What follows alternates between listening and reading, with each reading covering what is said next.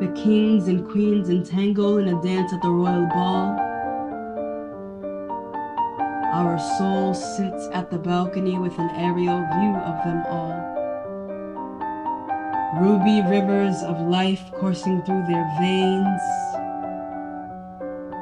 with a knowing that the dance will never cease but sustains. They never forget a step that was felt despite the change of scenery or new cards they'll be dealt, because they know each was a landmark on their way back home. So they dance because they know beyond flesh and bones, they live.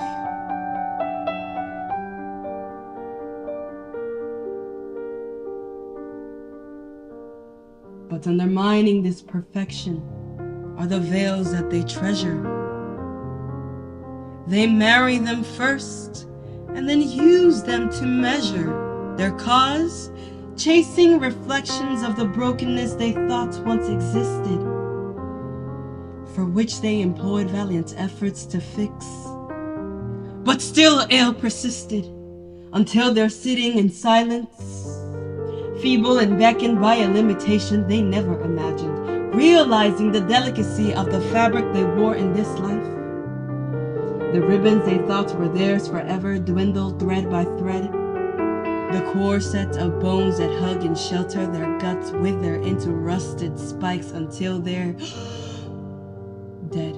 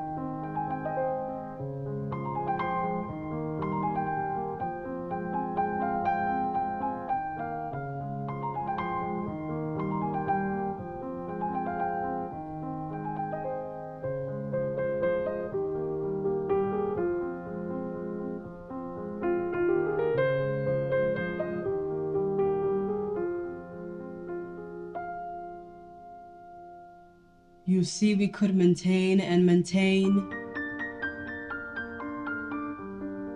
but the maintainer of all does not prescribe a pill that is easy to swallow. Instead, we are met halfway, and when you ask,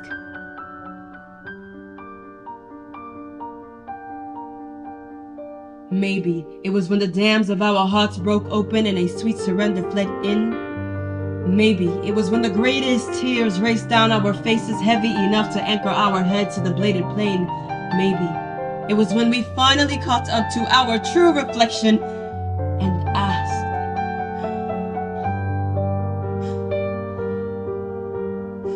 mirror, mirror on the wall, where's the Atma I must call? Paying no mind to the fairest or the richest of them all, show me who I am when I lose the glass slipper. What remains of me when I trip, when I fall? Perhaps then, to help us on our way, a fairy godmother appeared, waving a wand that once held the stars in place above our dimly lit hemisphere. She lifted us up high above the delicate veil so we could see for ourselves without fear. Do not worry, she cheered. The song and dance in you cannot be held hostage by the ball gown that grants you admission. It cannot be covered by drapes or outshined by a prop, and especially so, it can never elude the endurance of your ethereal laces. And she leaves you with laces stirred by a ventriloquist, laces conducting your feet to stand, laces lifting your chin free of worry. And yes, to tie these laces, we'll always need a hand. And so do the clocks that alarm us to stop and look at the time of the day that is gone and the one yet to come. If nothing is chance, then life has begun.